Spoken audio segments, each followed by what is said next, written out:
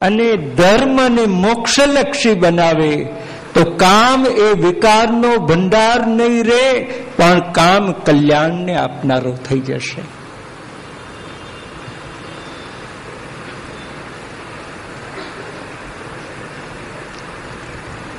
અને તેથી કામ પણ એક પુરુષાર્થ છે. તેથી પ્રભુ અમે આપને સુરતનાથ આ સંબોધન કરીએ છીએ કે અમારા હૃદયમાં જાગેલો કામ એ પુરુષાર્થ આપનામાં એ પૂર્ણ બનો, એની સફળતા બનો, એનું સમર્પણ બનો અને કામ પણ નિષ્કામ બની જાઓ.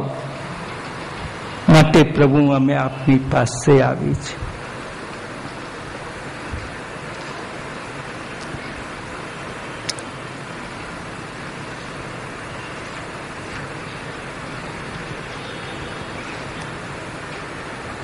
પ્રભુ આપની નજરથી એક તો કમલની શોભાને આપે હરી લીધી. આપની નજરે જ અમને આપની દાસી બનાવી દીધી અને એ નજરથી જ પ્રભુ આજે આપ અમારા પ્રાણ લઈ રહ્યા છો, અમારો વધ કરી રહ્યા છો. આપની દૃષ્ટિથી આપ અમારો વધ કરો છો તો અમે ક્યાં જઈશું પ્રભુ?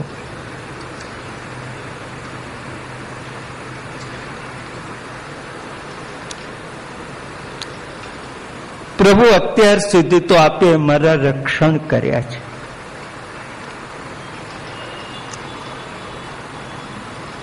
તો આજે આપ અમને અમારો વધ કરવા કેમ તૈયાર થયા? ભગવાન કે મેં તમારું રક્ષણ ક્યાં કર્યું? એટલે ગોપીજનો ગણાવે ત્રીજા શ્લોકમાં, વિષજલાપ્યયાદ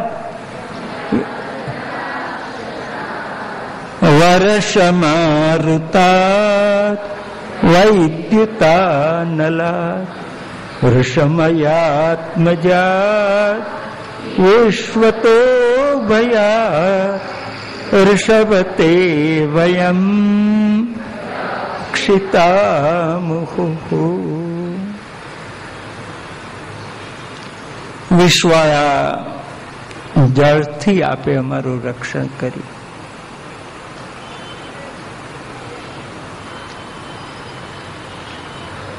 યાલ એટલે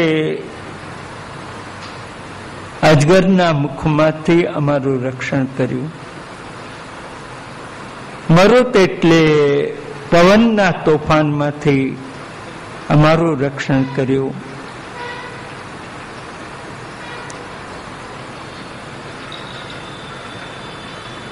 વૈદ્યુતાત વિજયોમાંથી અમારું રક્ષણ કર્યું. અગ્નિથી અમારું રક્ષણ કર્યું. અરિષ્ટાસુરથી અમારું રક્ષણ કર્યું. આમ આપે અમારું અનેક વાર પ્રભુ આપે રક્ષણ કર્યું છે.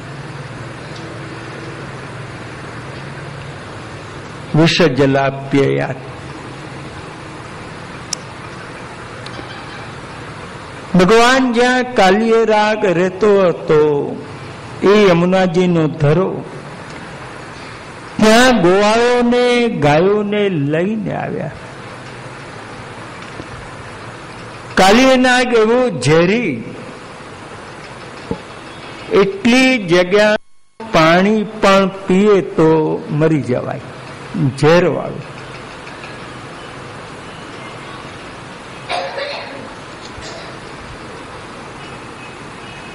ગોવાળો આવ્યા, કૃષ્ણ તરસ લાગી છે, પાણી પીવું છે. ગાયો વાછરડા તરસ્યા છે.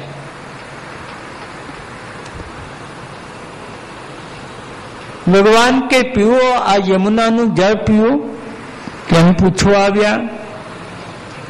કે ના કૃષ્ણ, એ તો ઝેરી છે.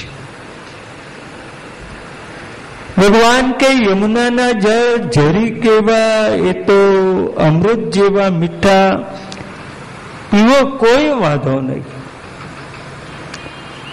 ગોવાળો એ પીધા, ગાયો એ પીધા, ઝેર તું ક્યાં જાય, ત્યાં મર્યા.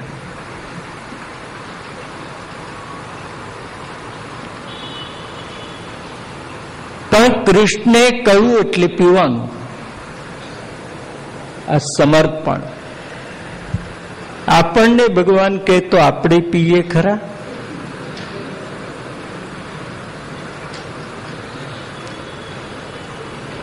આપણે મોટી મોટી પુષ્ટિ ભક્તિની વાતો કરીએ છીએ, અમે તો સમર્પિત. પણ આપણો સમર્પણ ભાવ કેવો? માનો કે એક દાડો સવારે મંગળાના દર્શન કરવા ગયા, ઠાકોરજી પ્રગટ થયા, આપણા હાથમાં પ્રસાદ આપ્યો, એટલે આ પ્રસાદ ખાઈ જા. આપણને નવાઈ લાગે, આ ઠોર નો હોય, બુંદી નો હોય, મોહનથાળ નો હોય, આ સૌભાગ સૂંઠ નો હોય, આ છે શું? તો ભગવાનને પૂછ્યું, આ શું છે? આ પ્રસાદમાં શું આપ્યું? આ શું છે? એટલે ભગવાને કહ્યું, ઝેર છે, ખાઈ જા ને. પ્રસાદ આપું છું, ખાઈ જા. પછી આપણામાંથી કોણ ખાય? ભગવાન આપે તો પણ આપણે ભગવાન મારો નિયમ છે, હા, પ્રસાદ વહેંચીને લેવાનો, એકલો નહીં.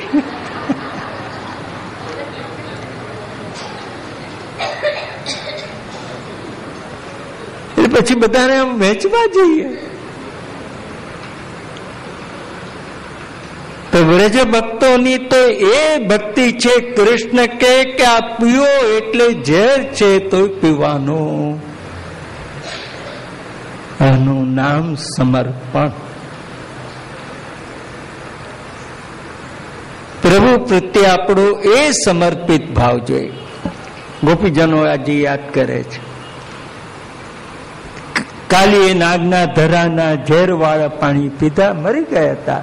શું કામ જીવતા કર્યા? તે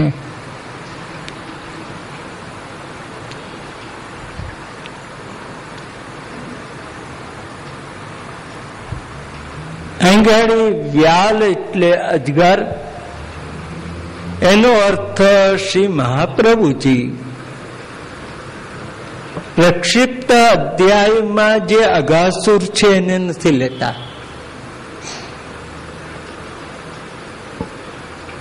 12, 13 ને 14 આ 3 અધ્યાય શ્રી મહાપ્રભુજીના મતે કલ્પાંતરની લીલા છે.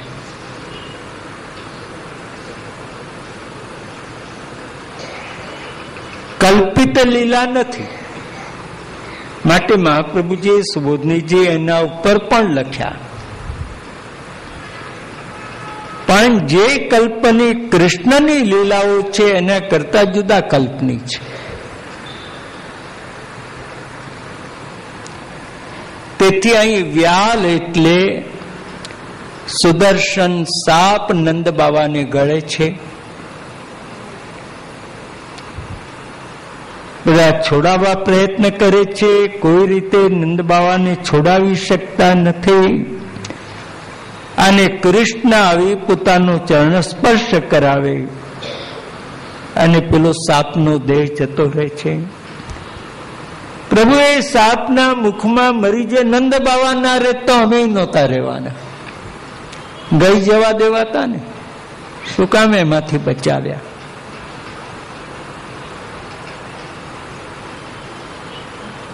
ઇન્દ્રને ક્રોધ આવ્યો, વ્રજનો વિનાશ કરવા પ્રલયના મેઘ વરસ્યા.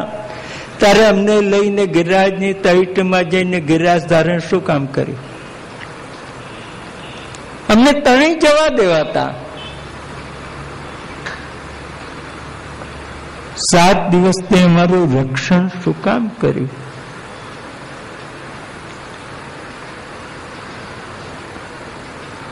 આવા અનેક વાર મૃત્યુના સંકટમાંથી પ્રભુ આપે અમારું રક્ષણ શું કામ કર્યું? આજના દિવસ માટે. જેમ માંસાહારી લોકો હોય ને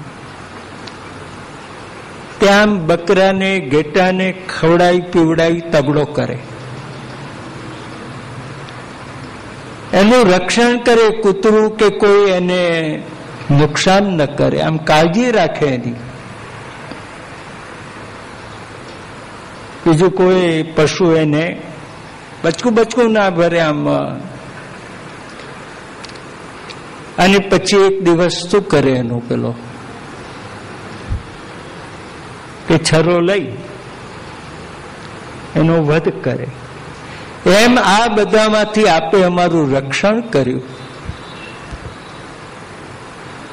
અમને સ્નેહથી આમ પુષ્ટ તગડા કર્યા, તે આજના દિવસે અમને હલાલ કરવા, અમારો વધ કરવા.